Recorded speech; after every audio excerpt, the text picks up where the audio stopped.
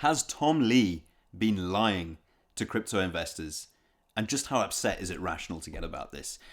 I'm going to give you my take on this right now. So if you don't know already, you probably should know, but don't worry about it. I'm going to fill you in if you don't. Tom Lee is the manager of BitMine, and he's also the manager of Fundstrat. So Fundstrat is an independent financial advisory firm, and BitMine is formally, or technically still currently, a Bitcoin mining firm, but they are most famous for being the second largest DAT, digital asset treasury firm, or digital asset treasury company, second only to Michael Saylor's Strategy, formerly MicroStrategy. And they are in fact the world's biggest company, or the world's biggest Ethereum treasury company, right? That is to say, they are the company holding the most amount of Ethereum in their treasury. Tom Lee is a massively loud voice, a pundit on the Bitcoin market, if you will, and he's famous for making some pretty wildly bullish claims, right? Claims like this one. This was posted a couple of days ago. Tom Lee calls Bitcoin's next all-time high before January 2026. And recently came under some scrutiny. This actually blew up a couple of days ago because of some discrepancies between what Tom Lee was saying and between what some of his analysts were saying working for Fundstrat. So let me show you the tweet where this all blew up. And this has got some people very, very upset, very angry, because it seems to go in pretty much direct contrast to what Tom Lee has been saying. So this was retweeted by Heisenberg. Fundstrat's head of digital asset strategy, Sean Farrell, says BTC to 60K as a base in 2026. Right? Clearly not necessarily a new all-time high. In fact, it's pretty far away from that, and it would be quite hard for those two things to be true at the same time. In Sean Farrell's exact words, my base case is a meaningful drawdown in 2026, with Bitcoin falling to as low as 60 to 65K, Ethereum down to $1,800, and Solana down to $50 to $75. So I think that there are a few different ways you could break this down. In fact, there's a million different ways you could break this down. But what I want to give you is Tom Lee's take on this, and then I'll give you my take on this and where I think that fits in to the market where we are right now. So Tom Lee's take on this is basically that it is reflective of different mandates and different time horizons, not necessarily internal disagreement.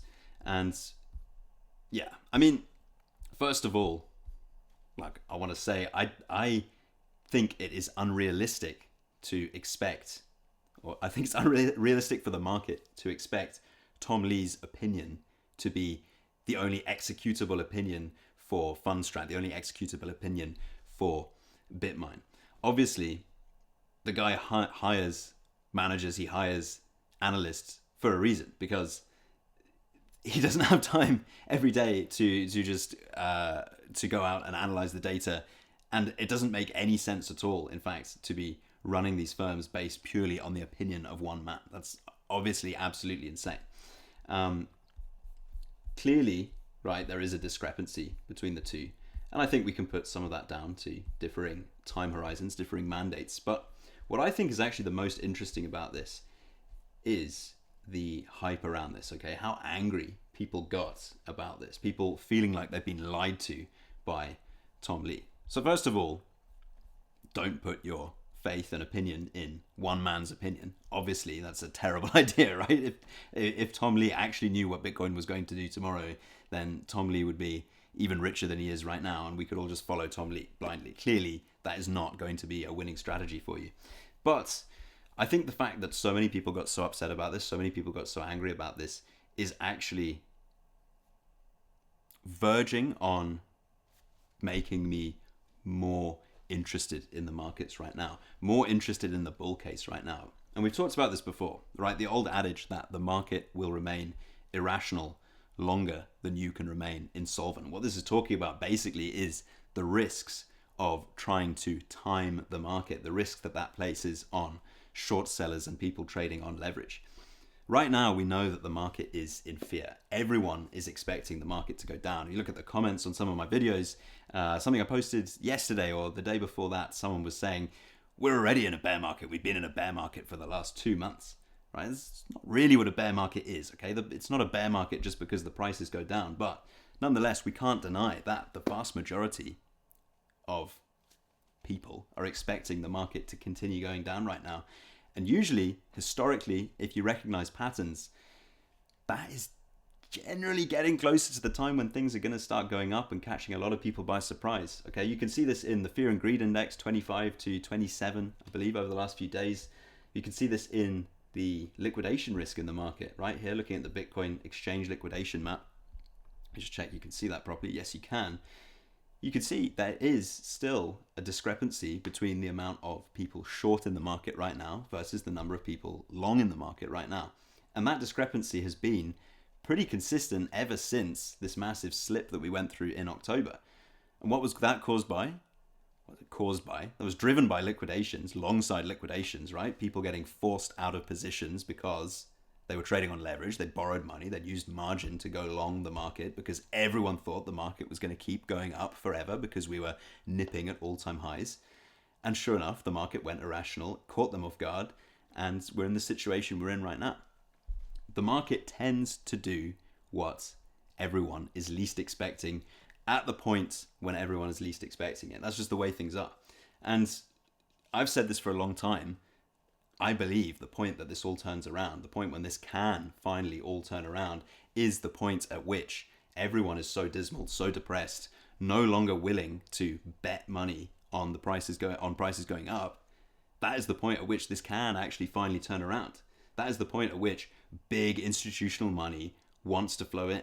And yeah, I've been talking about MSCI and how their threats to delist DATs, right, blockchain treasury companies from some of their indices is going to hurt the institutional appetite for Bitcoin, right? It's going to hurt ETF flows because, it's going to hurt blockchain treasury companies. It's going to hurt the market in the sense that it's going to make it less appealing for companies to want to put Bitcoin and want to put crypto onto their treasuries because that means they face delisting from the indices, right? But that applies in the next couple of weeks or months or maybe up to a year after that decision. I don't think that's actually going to hurt institutional appetite for Bitcoin long term. Like it's pretty clear to me, and I think it's pretty clear to everyone that institutional appetite for Bitcoin remains. Okay, just today I was reading this article about JP Morgan Chase exploring crypto trading for institutional clients, reported by Bloomberg News. JP Morgan Chase is considering offering cryptocurrency trading to its institutional clients, underscoring Wall Street Bank's growing participation in the digital assets sector. The largest US bank is assessing what services the market's business could offer to expand its footprint in cryptocurrencies, the report said, citing a person familiar with the plans, adding that it could include spot and derivatives trading. Right? This isn't immediately bullish news right now. Okay, this doesn't mean that we all need to run out and bet the house on Bitcoin going up. That's not what I'm saying. What I'm saying is it's indicative of the larger theme of institutions, big money wants to get involved with Bitcoin. They believe in the future of Bitcoin. And although I think that is going to be hurt in the near term, potentially by MSCI, if it goes through. And clearly articles like this aren't just going to send Bitcoin to the moon right now. It's very clear that the big money wants in. And big money is smart. Big money doesn't necessarily want to buy the all-time highs, with the exception perhaps of MicroStrategy, right? Kind of a joke, but also not kind of a joke. Check my last video. But there we go. I mean, I think honestly the most interesting thing about Fundstrat's head of digital asset strategy calling for a base case of 60 to 65k in 2026, and that completely apparently opposing Tom Lee's take, which is that we're going to hit a new all-time high in 26. I think the most interesting part about that is the market reaction, because honestly, I believe the closer we get to the point at which the whole market is completely depressed, the whole market thinks that we're going straight to the bottom, that is the time at which it actually makes sense for us to turn around. I don't have a time for that, but I think the takeaway that I can give you from this, at least in my opinion, is if you need Bitcoin to hit a new all-time high by January 2026, then you're setting yourself up for failure, right? That means that you're betting money that you cannot afford to lose on that trade winning.